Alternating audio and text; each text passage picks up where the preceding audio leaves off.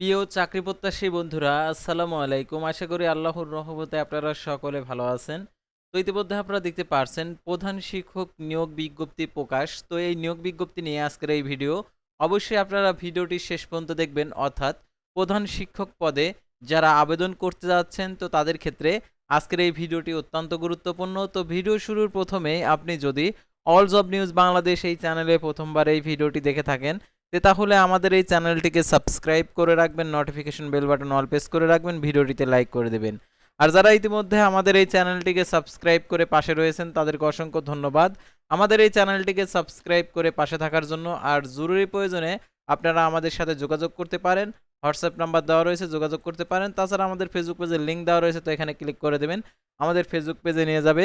তো আমাদের Facebook page এবং ইউটিউব চ্যানেলে যে সকল আপডেটগুলো জানতে পারবেন, সরকারি বেসরকারি এনজিও, ডিফেন্স, শিক্ষক নিয়োগ, sales marketing, railway job, NGO job, এক কথায় সকল ধরনের নিয়োগ বিজ্ঞপ্তির আপডেট জানতে পারবেন, পাশাপাশি নিয়োগ পরীক্ষার। তো আর কথা না বাড়িয়ে চলে যাচ্ছি মূল সার্কুলার পেজে। যেহেতু আপনারা যে প্রধান শিক্ষক পদে আবেদন করতে চাচ্ছেন তো তাদের ক্ষেত্রে আজকের এই ভিডিওটি অত্যন্ত গুরুত্বপূর্ণ। তো দেখতে পারছেন 25শে মার্চ 2026 খ্রিস্টাব্দ তারিখে আর কি এটা প্রকাশ করছে দৈনিক শিক্ষা.com-এ।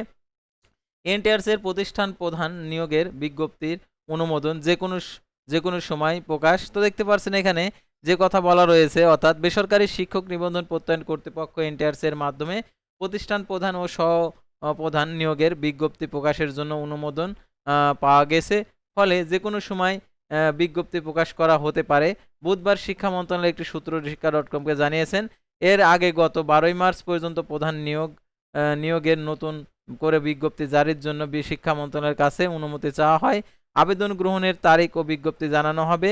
এদিকে গত 10শে মার্চ বিকেল বেসরকারি শিক্ষা প্রতিষ্ঠান, স্কুল, কলেজ, জনবল কাঠামো ও এমপিও নীতিমালা 2025 এর কয়েকটি অনুচ্ছেদ সংশোধন করে মাধ্যমিক ও উচ্চশিক্ষা বিভাগের থেকে পরিপত্র জারি করা হয়েছে, যা 11ই মার্চ শিক্ষা মন্ত্রণালয়ের ওয়েবসাইটে প্রকাশ করা হয়। এতে প্রতিষ্ঠান প্রধান হইতে 18 বছরের অভিজ্ঞতার শর্ত যুক্ত করা হয়েছে। দেখতে পাচ্ছেন এখানে যে 13ই মার্চ অষ্টম এনটিআরসির প্রতিষ্ঠান প্রধান ও সহকারী প্রধান নিয়োগের পরীক্ষার সিলেবাস প্রকাশ করা হয়। প্রকাশিত এই সিলেবাস অনুযায়ী মোট 8টি বিষয়ে 80 নম্বরের পরীক্ষা হবে। সিলেবাস অনুযায়ী বাংলায় 10, ইংরেজিতে 10, আইসিটিতে 10, মানসিক দক্ষতা ও গাণিতিক যুক্তিতে 5 নম্বর, বাংলাদেশ ও আন্তর্জাতিক বিষয়াবলী 5, প্রশাসনিক ব্যবস্থাপনায় 10 এবং আর্থিক ব্যবস্থাপনার 10 নম্বরে নির্ধারণ করা হয়েছে। এর বাইরে মাধ্যমিক ও উচ্চশিক্ষা অধিদপ্তরের পরীক্ষার্থীদের জন্য সাধারণ শিক্ষা ব্যবস্থাপনায় 20 নম্বর, কারিগরি শিক্ষা অধিদপ্তরের পরীক্ষার্থীদের জন্য কারিগরি শিক্ষা ব্যবস্থাপনার কারিগরি শিক্ষা প্রতিষ্ঠানের মৌলিক জ্ঞানের 20 নম্বর ও মাদ্রাসা শিক্ষা অধিদপ্তরের পরীক্ষার্থীদের জন্য মাদ্রাসা শিক্ষা ব্যবস্থাপনার আল কোরআন, হাদিস, ফিকা, আরবি ভাষা, ইসলামী শিক্ষার 20 নম্বরের নির্ধারণ করা হয়েছে। তো সাধারণত এই যে প্রতিষ্ঠান প্রধান নিয়োগ বিজ্ঞপ্তি নিয়ে সাধারণত এই আপডেটটা আর কি দিয়ে দিয়েছে। তো সাধারণত আপনারা ইতিমধ্যে আর কি যারা আবেদন করেছেন এই আবেদনের পরীক্ষাটা সাধারণত এই সিলেবাস অনুযায়ী হবে।